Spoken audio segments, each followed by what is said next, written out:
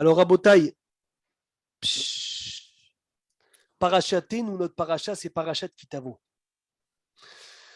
Ouvrez le Chumash, parce il faut voir ça dans les mots, c'est extraordinaire. Ve'aya Kitavo el haaretz. Lorsque tu viendras sur la terre, Asher, Hashem Elokecha, noten lecha nahala, que Hashem, ton Dieu, te donne en héritage. Virishta, et tu vas l'hériter. Veyashav taba, et tu t'installeras dans cette terre. Où est la carte, et tu prendras Mereshit, des prémices. Kol peri adama, des prémices de toutes les fruits de la terre. Asher tavi me artsecha, que tu emmèneras de ta terre. Asher Hashem Elokecha notenlar, qu'Hashem, ton Dieu, te donne. Où est samta batene, tu placeras dans le téné. C'est quoi téné? Le panier. Zak, le panier, excellent. Ve'alarta el hamakom asher ivhar Hashem Elokecha, tu iras dans l'endroit que Hashem, il a choisi, les shaken shemosham, de résider son nom là-bas. Uvata el Kohen, et tu partiras chez le Kohen. Asher yeh bayamim haem, qui se trouvera dans ces jours-là. Ve'amarta elav, et tu lui diras, écoutez bien Rabotai, cette mitzvah énorme. Higadti hayom l'Hashem Elokecha, voilà, j'ai dit à Hashem, qui bâti el haaret, je suis venu dans la terre, Asher nishpa Hashem la avoté nous la tête là nous. Voilà, je suis venu en Israël. Voilà, j'ai les fruits. Voilà, j'ai les prémices. Et tu racontes un peu depuis l'histoire du peuple juif et tu viens remercier Akadosh Baruch Hu qui t'a donné tes fruits. Comment il s'appelle cette mitzvah, Rabotai? Bikurim. Excellent. Bikurim se faisait les prémices. Bravo. Les bikurim se faisaient que des fruits, d'où ça? Israël. Des fruits d'Israël. En bikurim, et là, des fruits d'Israël. Je vous pose la question, Rabotai. C'est combien de fruits les bikurim? Concentrez-vous avec. Combien le panier, allez, d'un arbre entier, combien c'était des fruits, Jérémie, les bikurim?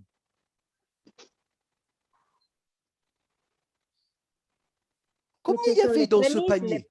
Combien? Je veux savoir un nombre. Au moins 2. Bikurim, c'est un fruit par arbre. La Mishnah, elle dit, quelqu'un, il descend dans son champ, il voit le premier raisin, le premier olive, la première date, la première grenade, la première figue, il met un fil rouge autour et il dit, voici, c'est ça les bikurim. Ok, il met tout ça dans un panier, ça fait quoi? Ça fait quelques fruits qui se battent en duel. Il va jusqu'à Yerushalayim. Il le donne au Kohen. Et il remercie Hachem de lui avoir donné une terre. Maintenant, je vous pose la question. Est-ce que quelqu'un pouvait envoyer un envoyé pour les bikurim? Parce que imagine, tu habites à Haïfa. Tu dois y aller à Jérusalem une fois par an pour emmener les bikurim. Tu sais combien ça te prenait de temps? Ça te prenait beaucoup de temps. Tout ça, pourquoi? Pour emmener quelques... Un mois au minimum. Tout ça pour emmener une date, un raisin, une olive. Est-ce que tu pouvais dire à quelqu'un, voilà Maurice, tu montes à Jérusalem, très bien, prends-toi les bikurim. Mais c'est suis pas sûr. le sacrifice qu'il fallait faire. Non, je pense pas. Tu penses pas? Les gens les faisaient, même les pauvres. Pour les masses, on peut pas. Ils les faisaient. Est-ce qu'on peut envoyer un envoyé? Il n'y avait pas de chaliar dans quoi? Dans les bikurim. Personne n'envoyait quelqu'un. Personne n'envoyait quelqu'un. Les gens, ils partaient eux-mêmes emmener les bikurim. Et vous savez pourquoi? Je vais vous dire la preuve. Pourquoi? Pourquoi est-ce qu'ils allaient eux-mêmes chercher les bikurim? Parce que le Midrash, il dit, lorsqu'ils déposaient les bikurim, Hervé, il y avait une voix céleste qui disait, comme ça, vous allez mériter d'emmener les bikurim l'année prochaine. Qui voulait rater la voix céleste d'Hachem? Mais maintenant, on va apprendre un klal extraordinaire, Maurice Layani, Tishme Utov, Rabotai, et Zechidouche qu'on va apprendre aujourd'hui, qui vaut des millions. Mamash, qui vaut des millions. C'est extraordinaire. Rav Eliashiv, Zecher Tzadik Vekadosh Livracha, c'était un grand Talmid Chacham, le posek ador des Ashkénazes, du Ham Israël. Quand il était fatigué et quand il était malade, à l'âge de 94 ans, Philippe, il devait subir une opération très délicate, que aucun médecin en Israël pouvait lui faire. Mais il y avait un médecin aux États-Unis qui pouvait lui faire cette opération. Ils ont emmené ce médecin-là des États-Unis et il s'est occupé de Rav Eliashiv pendant des longs jours. Mais Rav Eliashiv ne parlait pas un mot d'anglais. Alors il y avait le shamash de Rav Eliashiv, l'élève de Rav Eliashiv, qui parlait et qui communiquait, qui traduisait. Et comme ça, Rav Eliashiv, il lui disait en hébreu. La personne, elle communiquait. Le médecin, il parlait en anglais. Le shamash, il parlait en hébreu. À la fin, Philippe, une fois qu'il s'est occupé de lui, il a fini. Rav Eliashiv, il demande à son shamash, il lui dit, dis-moi, comment on dit merci, s'il te plaît, en anglais? Il a dit, Rabbi, je vais lui dire merci. Tu veux lui dire merci au médecin? T'inquiète pas, je lui ai tout dit, je vais lui dire merci. Il a dit, non, dis-moi comment on dit merci. Je veux dire merci, moi. Il a dit, Rabbi, les questions de vie ou de mort, j'ai parlé moi en anglais, j'ai traduit. Pourquoi merci? Je vais lui dire moi aussi. Il lui a dit, non, dis-moi comment on dit merci en anglais. Il a dit, ok, thank you very much. Rav Eliashiv, il a appris cette phrase, ce mot en anglais. À la fin, il a serré la main au médecin, il lui a dit, thank you very much. Le médecin, ça l'a touché. Il a souri, il est parti. Le shamash, il dit à Rav Eliashiv, écoute bien sa patrie, Ezechidouche. Il lui dit, dis-moi, Rabbi, Tishma Tov, je vous demande de l'écrire tellement que c'est énorme. Ça m'a touché au plus profond de moi. Il a dit, Rabbi, pourquoi toute la discussion que tu devais parler à ce médecin, tu m'as dit de lui dire, alors que c'est des opérations que ta vie, elle dépendait de ça. Et le merci, tu ne veux pas me l'envoyer pour lui dire. Il lui a dit, dis-moi, dans la Hazara, aucune bracha, tu la lis toi. Tu réponds Amen, Amen, Amen, Amen, et tu es acquitté par le Shaliach Tzibour. C'est quoi la seule bracha que c'est toi qui le dis? Modim. Modim. Pourquoi Modim, tu n'es pas acquitté par lui, Philippe? Parce que dans le remerciement, on n'envoie personne. On ne se fait pas acquitter par quelqu'un. Il faut le faire toi-même. Et Zechidouche, il a dit le Rav Eliashiv, dans tout, tu peux envoyer quelqu'un pour parler à ta place. Dans tout, envoie quelqu'un, même si c'est des sujets de vie ou de mort. Dis à quelqu'un de parler pour toi, c'est pas grave, Maurice. Mais merci, n'envoie personne pour dire merci. Et c'est ça le Yesod des Bikurim, Rabotai. C'est ça le Yesod des Bikurim, Gabriel. Assour d'envoyer un chaliard dans les Bikurim. Hachem, il t'a fait une tova, ça n'existe pas. Ah, prends mes fruits, vas-y dire merci à Hachem. Oh, pour Korban Pessah, tu peux aller envoyer quelqu'un. Pour la Mila, tu peux envoyer quelqu'un pour faire la Mila de ton fils. Pour la Souka, tu peux envoyer quelqu'un, Jérémie, pour construire ta Souka. Tout, tu peux envoyer quelqu'un. Mais remercier Hachem, jamais tu pourras envoyer quelqu'un. Parce que le remerciement se fait par toi-même. Et toi, tu dois apprendre à dire merci. Maintenant, je vous pose la question, Rabotai. Tout le Inyan des Bikurim, c'est venir avec des fruits et dire merci Hachem. Mais pourquoi tout ce sujet pour si peu de fruits?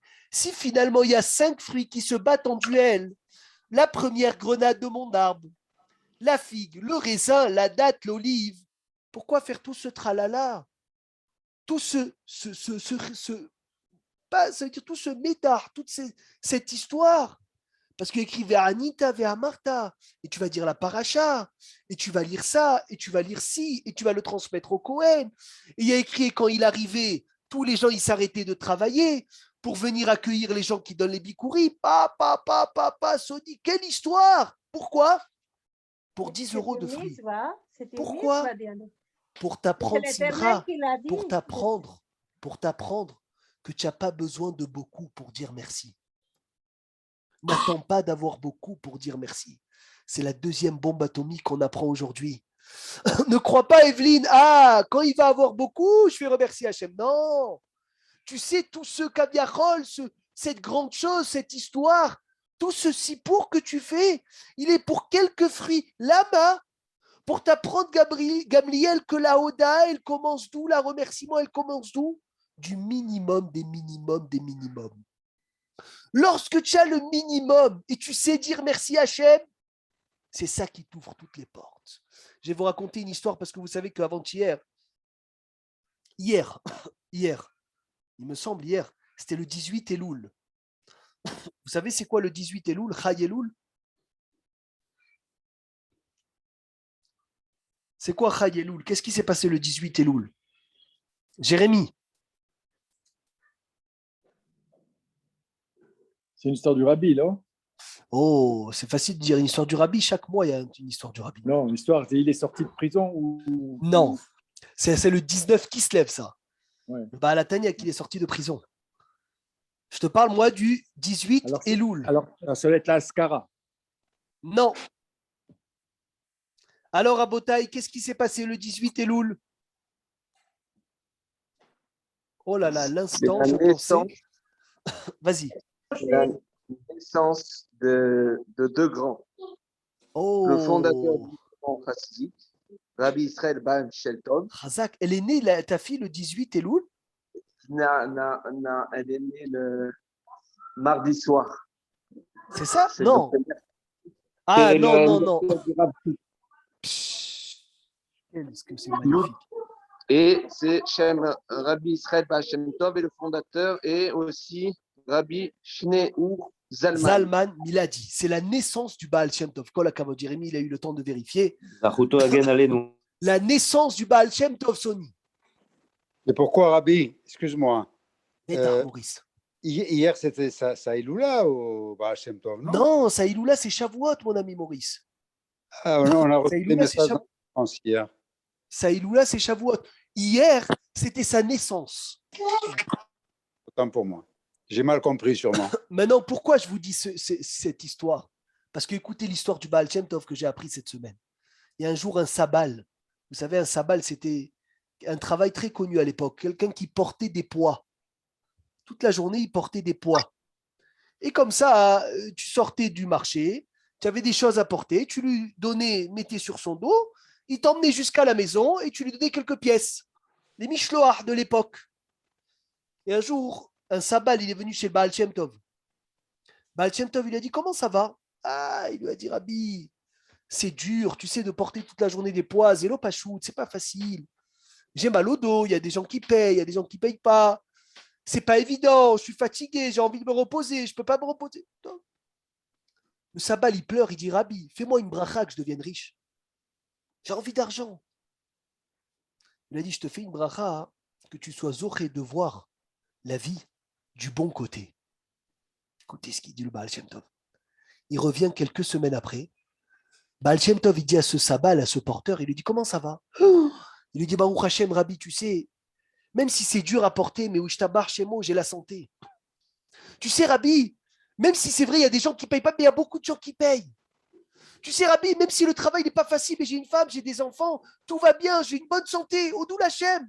Il lui a dit, Baal Shem Tov, tu sais, c'est la plus grande bracha que tu peux avoir dans le monde, c'est regarder le Tov qu'Hachem il te donne. C'est que comme ça, Rabotai, que tu vas réussir à dire merci. Maintenant, je vous demande de vous concentrer sur ce ridouche.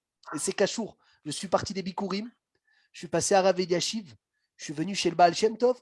Maintenant, je passe dans la tfila de Rosh Hashanah et Kippour. Behemet, Rabotai, des millions à côté, c'est rien du tout. On rajoute 4 phrases dans la Hamida. Qui peut me dire les 4 phrases qu'on rajoute dans la Hamida dans les 10 jours de pénitence? Amelech Akadosh. Voilà. Amelech Akadosh et Akel Akadosh. Quand la kavod, ce n'est pas une phrase qu'on rajoute, c'est on remplace. Moi, je te parle, mon tzaddik, une chose qu'on rajoute. Zochenu lechaim, elle a dit Esther Beninda. Melech hafetz bachaim, kodvenu besefer. Haim le ma'anach elokim haim. Deuxième phrase.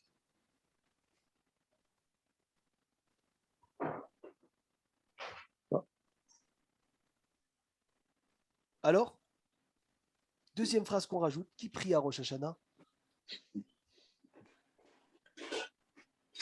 Gabriel, où tu es aujourd'hui?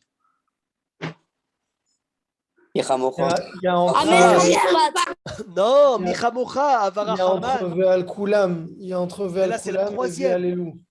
C'est la troisième. Déjà la deuxième. Kol hakavod, Michamocha, Avara Haman, Zocher Yitzurav.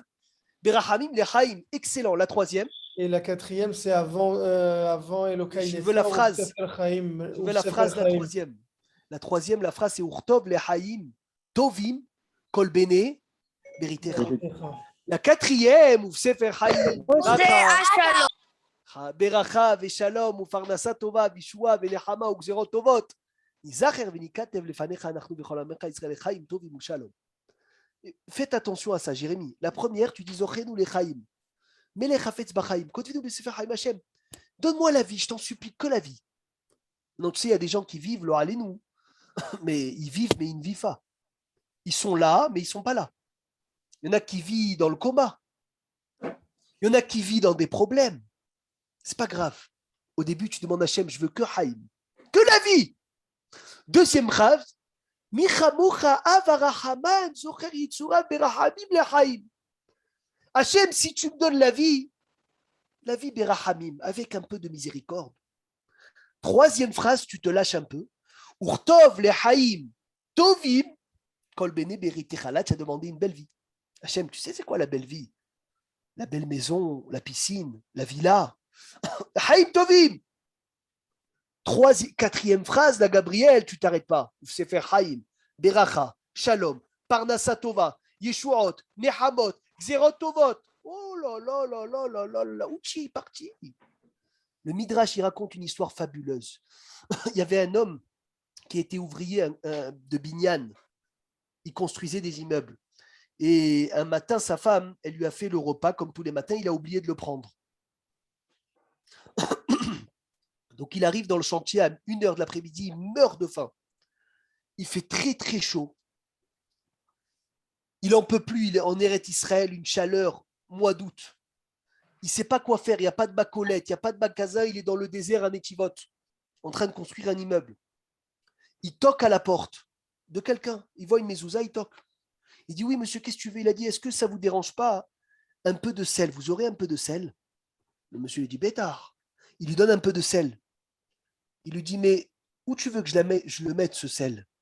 Tiens, une petite tomate, Bevakacha, pour mettre le sel dessus. Il a dit, bien sûr, tiens, prends une tomate. Il lui donne la tomate. Il lui dit, mais qu'est-ce qui va tenir la tomate? Tiens, un peu de pain, s'il te plaît, pour tenir la tomate. Il lui dit, prends le pain. Après, le pain, il met la tomate. Il dit, oui, mais il y a trop d'espace. Est-ce que tu n'aurais pas un peu de thon, un peu de mayonnaise, un peu de salade verte pour me faire un bon sandwich? Il a dit, mais Chavod, vas-y, prends le thon, la salade verte. Bah, sauf, il se fait un sandwich extraordinaire. Le Midrash, il dit, dis-moi, Maurice, pourquoi ce juif, il n'est pas venu directement?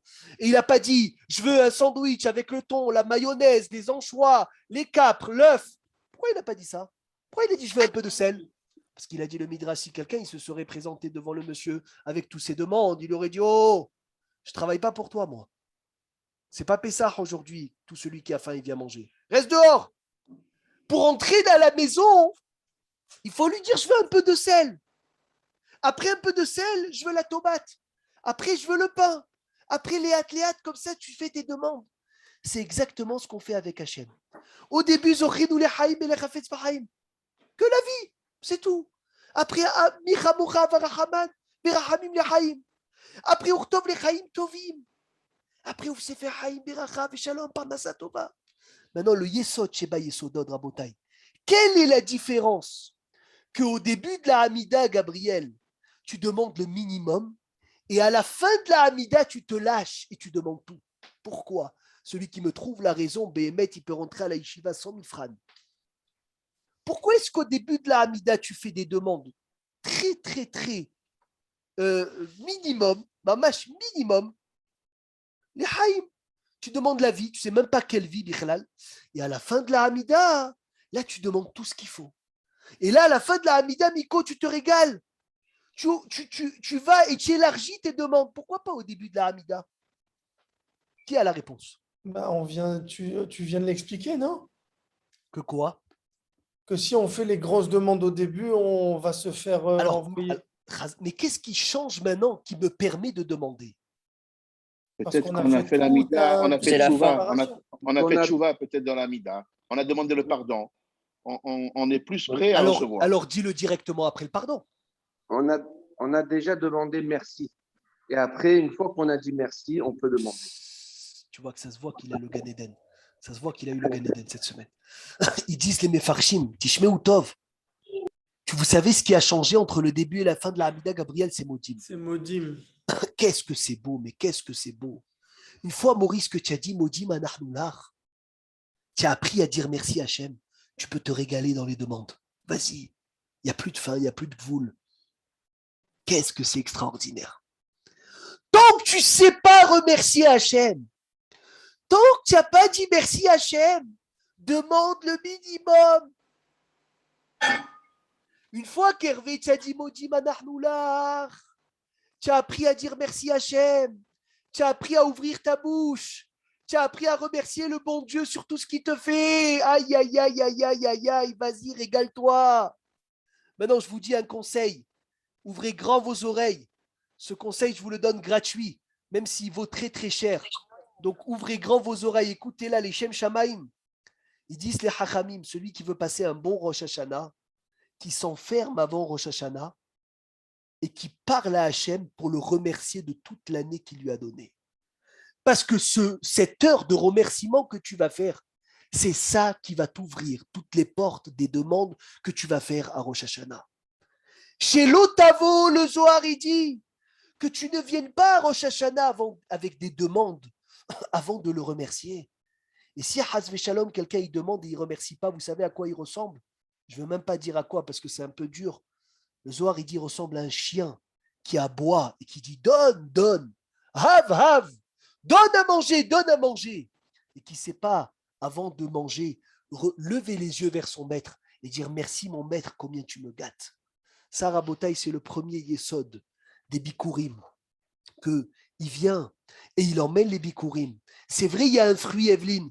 C'est vrai, il y a une date. C'est vrai que dans le panier, il n'y a que quelques fruits qui se battent en duel. C'est pas grave. Apprends à dire merci à Hachem surtout. Et sur le remerciement, est-ce qu'on peut envoyer quelqu'un pour remercier? Hasve Shalom. Il n'y a pas de shlichut. Il n'y a pas d'envoyer pour le remerciement. C'est toi-même qui dois y aller dire merci à Hachem. Troisième chose, et c'est le merci à Hachem qui va t'ouvrir toutes les portes. C'est le fait que tu dis merci à Hachem, c'est ça qui t'ouvre toutes les portes. Donc Rabotaï, pensez bien à ça quand vous vous approchez de la tfila de Rosh Hashanah, les Hodot l'Hachem. Toujours au début de savoir remercier Hachem. Comment je vais lui dire merci? Comment je vais d'abord être modé à Hachem? Et une fois que je suis modé à Kadosh Baruch Hu, je peux demander. Maintenant, je vous demanderai de lire le Rashi. Rashi, celui qui a le Chumash, Perek Kavav, Pasuk Gimel, Ubata et la Kohen. Tu viendras chez le Kohen. Acheriye Bayami Mahem, Ve'amarta Elav et tu lui diras. Rashi dit Ve'amarta Elav et tu lui diras, chez Encha Kafouy Tova.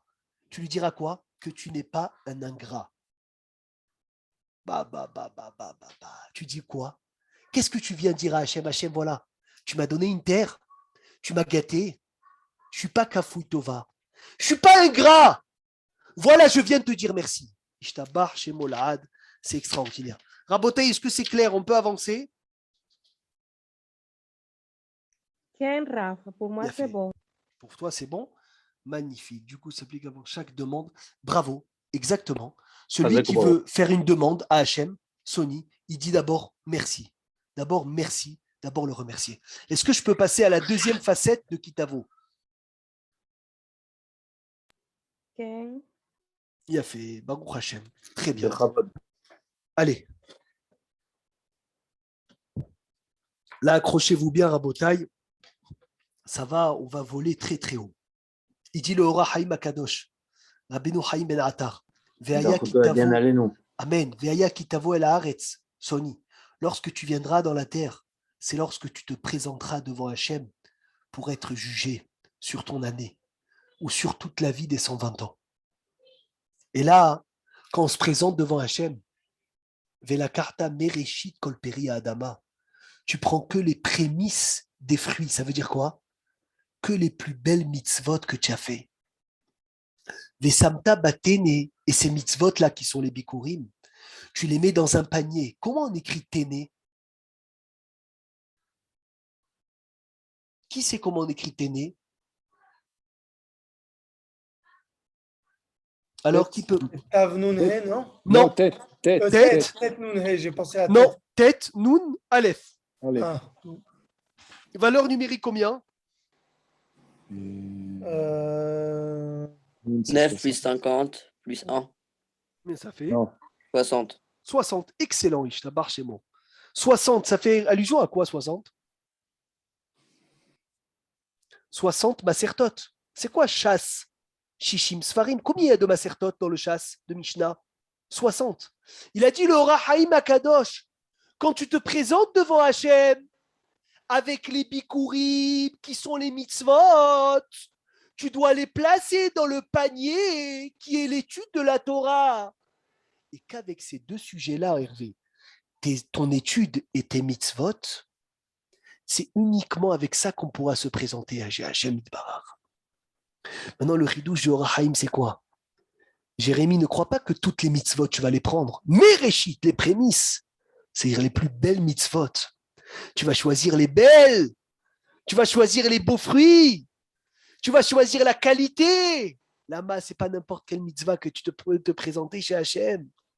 C'est pas n'importe quelle mitzvah avec quoi tu peux te présenter chez Akadosh Baruch Hu. C'est une mitzvah que tu as bien fait. C'est une mitzvah que tu as fait avec Bekavana. Un jour, Rabbi Levi Yitzhak Bibardichov, à Neaïla, il s'est mis à sangloter.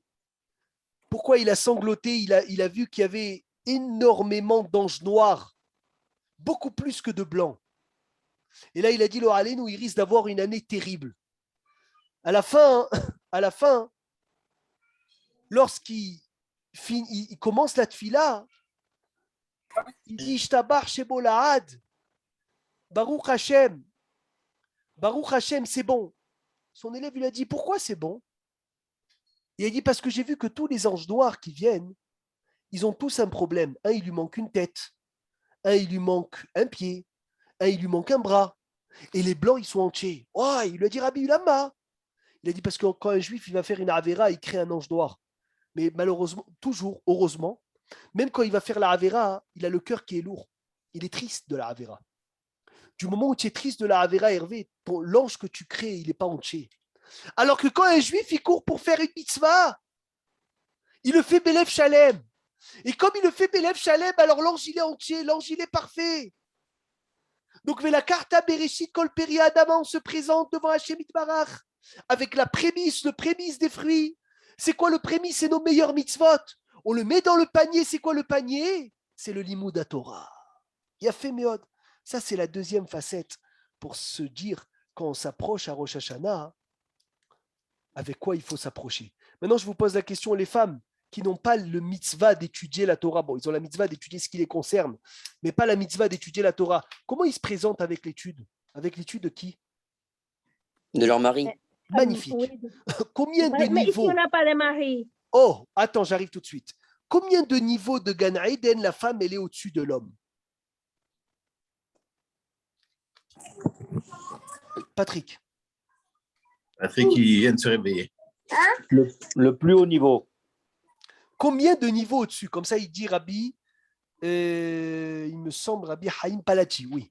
Rabbi Haïm Palati dit combien de niveaux de Gan Eden la femme est au-dessus de l'homme? Alors, je veux savoir si vous êtes là aujourd'hui ou pas. Mais attention, la femme qui fait que son mari étudie, parce que s'il y a Attends, des je femmes vais qui ne font expliquer. pas étudier. Simra, je vais t'expliquer comment. Léat. Déjà, combien de niveaux avant de savoir C'est un comment? C'est un chiffre positif ou négatif? 4 niveaux. Pourquoi? Il a dit la femme, quand elle est jeune, elle aide ses frères à étudier la Torah. Elle emmène ses frères au Talmud Torah. Elle s'occupe de ses frères pour étudier. Elle prend un chélek dans l'étude de la Torah de ses frères. Quand elle grandit un peu plus, elle aide son père à étudier la Torah. Quand elle aide son père à étudier la Torah, elle lui fait un café, elle le met dans les meilleures conditions pour étudier, elle prend un chélek de l'étude de son père. Quand elle grandit, elle se marie, elle envoie son mari étudier la Torah. Elle prend un chélek dans l'étude de son mari. Quand elle a des enfants, elle envoie ses enfants étudier. elle a un chélek dans le limoud de ses enfants. Ça veut dire qu'une femme, son Gan Eden, c'est quand elle s'associe avec l'étude des autres.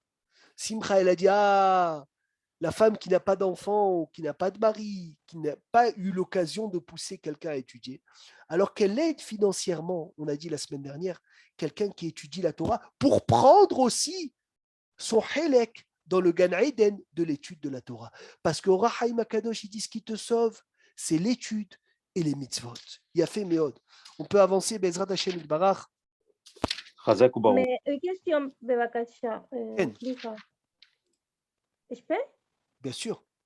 Ok. Et si une femme qui a non des garçons mais des filles, donc c'est pas la même chose. Est-ce qu'il y a une différence?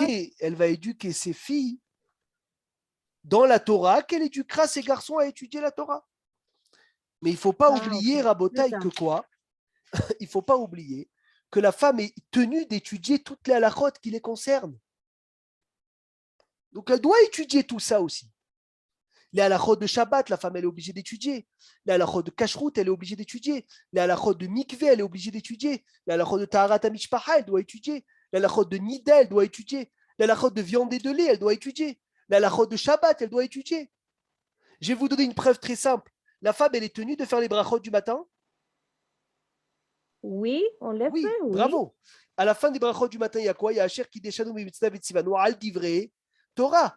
Que Hachem nous a ordonné d'étudier la Torah. Comment tu dis il t'a ordonné d'étudier la Torah? Il dit biur alacha, parce qu'il t'a ordonné d'étudier les lois qui te concernent. Et une femme est tenue d'étudier les lois qui la concernent. Nekuda. Il a fait miod. Maintenant, Rabotai, dans la suite de la paracha, comme il disait le rabbin Hervé, c'est un peu moins joyeux. Qu'est-ce qu'on passe dans la 6e montée de la paracha? Il y a quoi? Il y a 5e et 6e, il y a les klalotes, les malédictions. Combien il y en a de malédictions?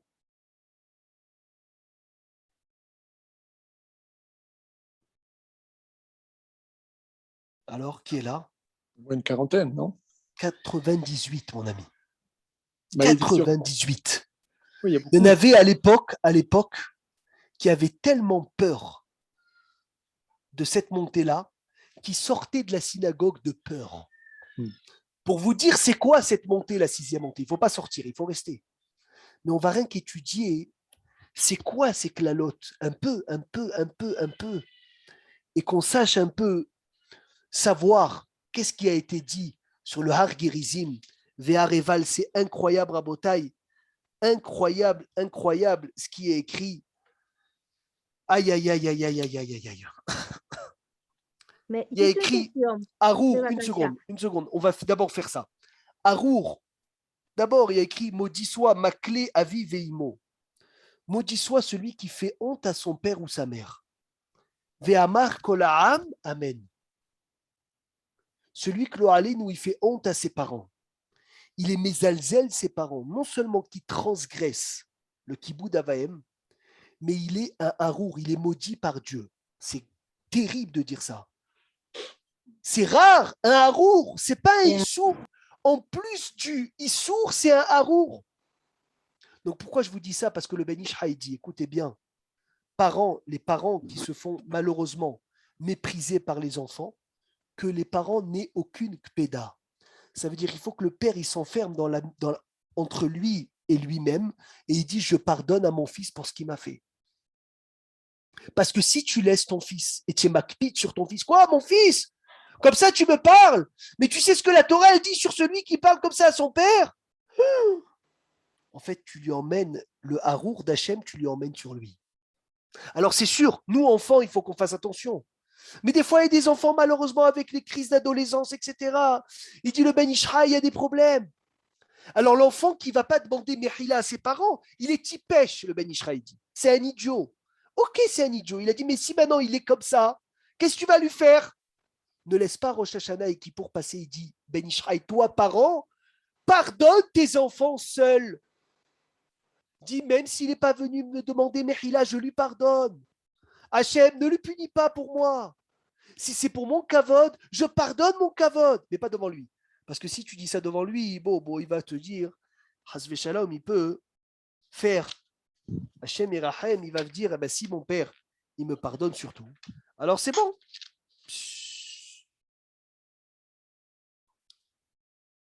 Et après, il y a écrit Arour make re'eu basater. Maudit soit celui qui frappe son ami en cachette. Est-ce que vous pouvez me dire, ça veut dire quoi frapper son ami en cachette? Qui peut me dire sur quoi ça a été dit? Lachon hara. Hazak ou Barour. La shonara, c'est Béharour. Je ne sais pas si vous vous rendez compte de ce qu'on est en train de dire. Je ne sais même pas si vous vous imaginez. La shonara, non seulement que c'est un interdit de la Torah, mais c'est Béharour. Ça veut dire quoi Béharour? C'est terrible, c'est maudit, maudit par Dieu. Celui qui frappe son ami en cachette. C'est quoi frapper son ami en cachette? C'est dire du lachon hara ou le critiquer derrière son dos. Vous savez que celui qui critique et qui prend la parnassa de son ami, c'est pire que s'il avait pris sa femme. C'est pire que s'il avait pris sa femme. La Gemara, elle dit, c'est pire de venir et d'arnaquer quelqu'un dans le travail ou de le destituer de sa parnassa que d'aller faire des avérotes avec des femmes interdites.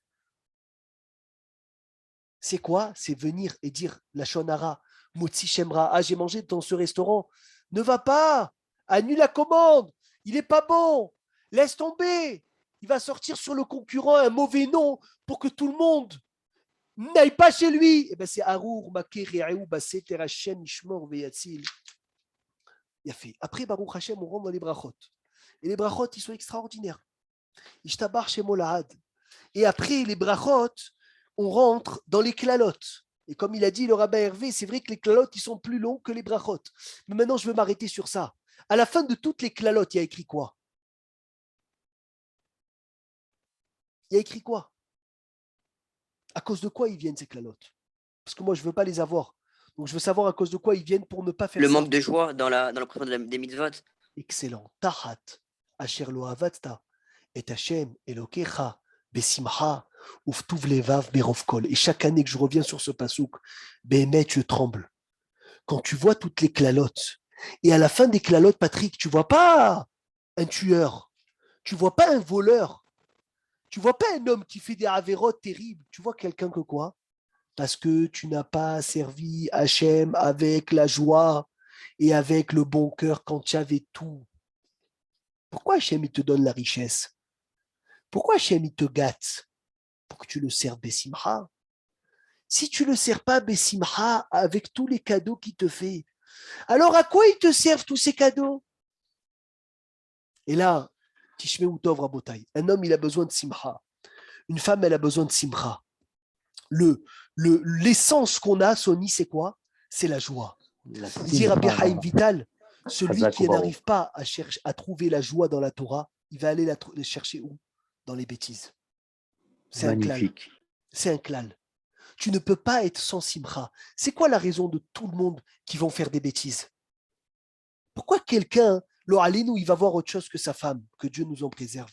Pourquoi quelqu'un, il va voir autre chose que sa paye de 10 000 shekels? Il veut voir plus. Pourquoi quelqu'un, il veut voir autre chose que ce qu'il a? Pourquoi? Parce que tu as un manque de simcha dans ce que Hachem il te donne.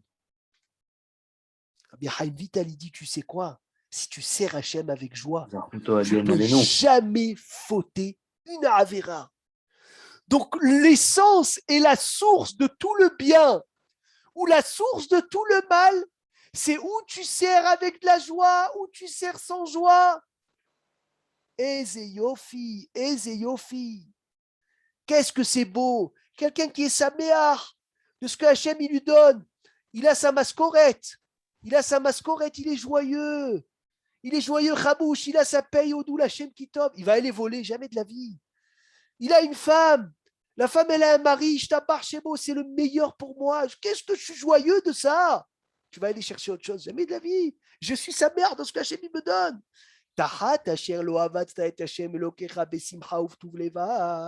Mais si tu ne sers pas Hachem avec joie, ça veut dire que tu ne trouves pas la joie dans ce que Hachem te donne. Donc où tu vas aller la chercher? Dans les avérotes, c'est ça tout le problème.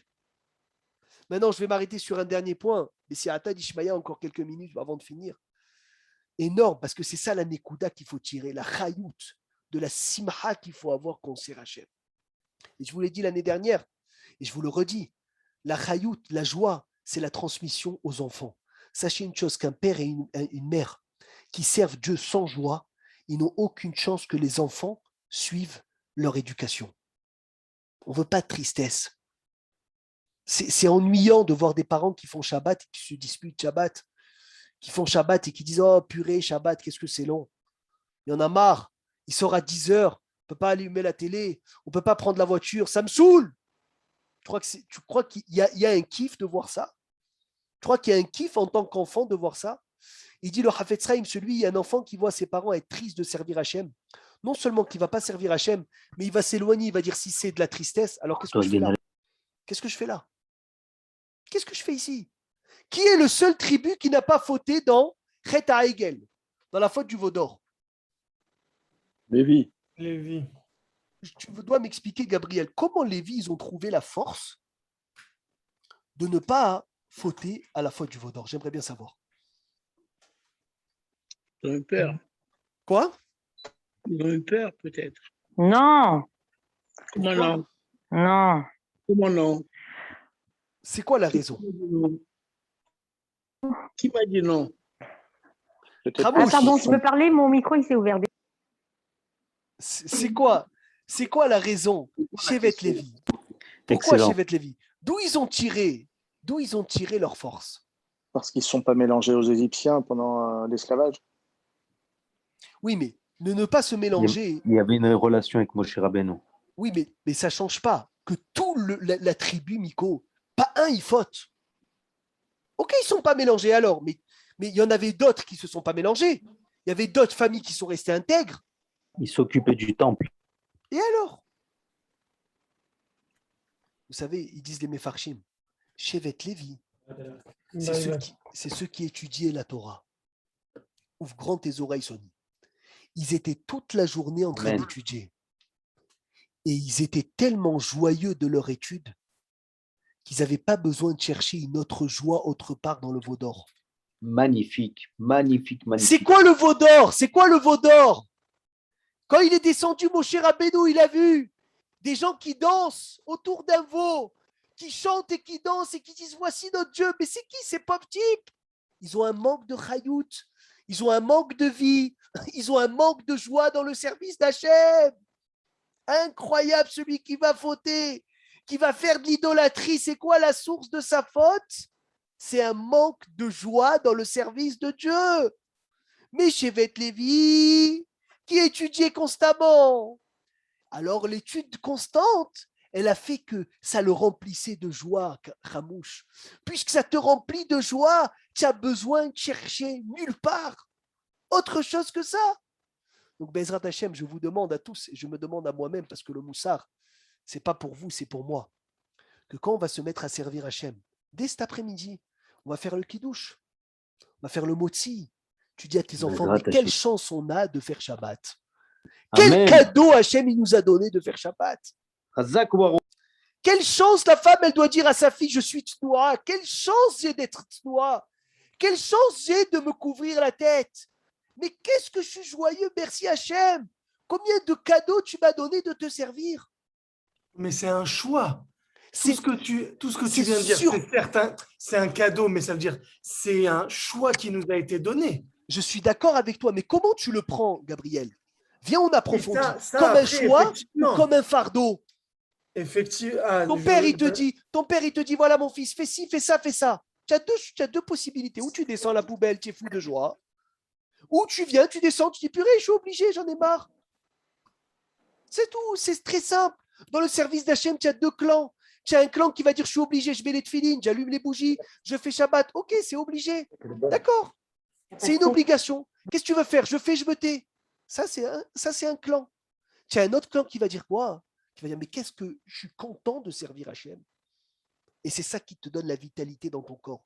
On va finir avec une histoire très connue sur le Hafetz Chaim, Zchuto Yagen Aleinu, Amen. Comme tu es bon, comme tu es bon, Rabbeinu. Hafetz Chaim, merci Hachem.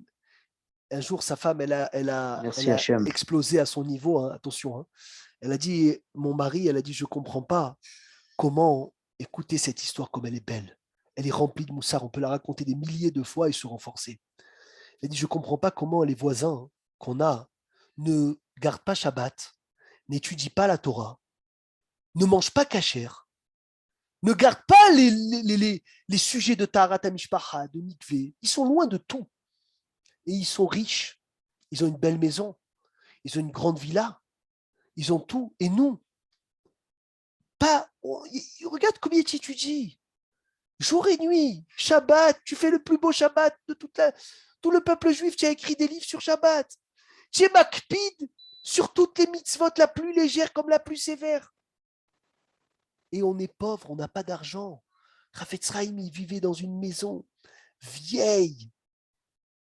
Alors, Chafetz Chaim, il lève les yeux. Il dit à sa femme, il a dit, chérie, Mechila, je ne comprends pas ce que tu dis. Elle répète. Il a dit, je ne comprends pas. Elle répète.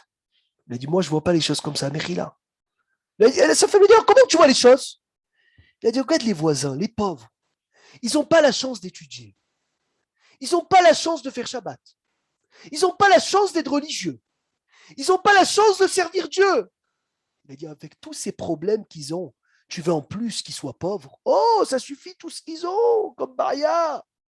Nous, grâce à Dieu, on a Shabbat, on a la cacheroute, on étudie, on respecte Dieu. Avec tous les cadeaux qu'on a, tu veux en plus qu'on soit riche, alors qu'on soit pauvre, au moins un petit problème. Il a dit, voilà la version du Chafetz Chaim. Gabriel, magnifique. C'est ça le Yesod. Ça veut dire, Jérémie, comment tu vois ce que Dieu il te demande? Comme un chov ou comme un srout? Comme une obligation ou comme un cadeau? Zéachéla. Zéachéla. Et là se trouve, Rabotaï, pour moi, je pense que se trouve toute la avodat Hashem d'un juif et d'une juive de transmettre avec la joie. Et quand tu vois autant de klalotes qu'ils ont été dit pour quelqu'un qui ne sert pas Hashem avec la joie, et tu te demandais alors de ne pas servir Hashem avec la joie. Mais quand tu rentres dedans, tu comprends que si tu ne sers pas Dieu avec la joie, tu peux arriver jusqu'à l'idolâtrie, comme ces juifs dans le veau d'or, qui n'avaient pas de joie dans le service de Dieu, de la Torah. Donc automatiquement, ils sont partis chercher le veau d'or. Hazakim ou Brouchim, un bon Shabbat, et que Bezrat Hashem, Amen, Hashem Gam nous Lecha emmène, Vegam Mashiach Lachem. Tzidkenu, Amen, Ken Yiratzon.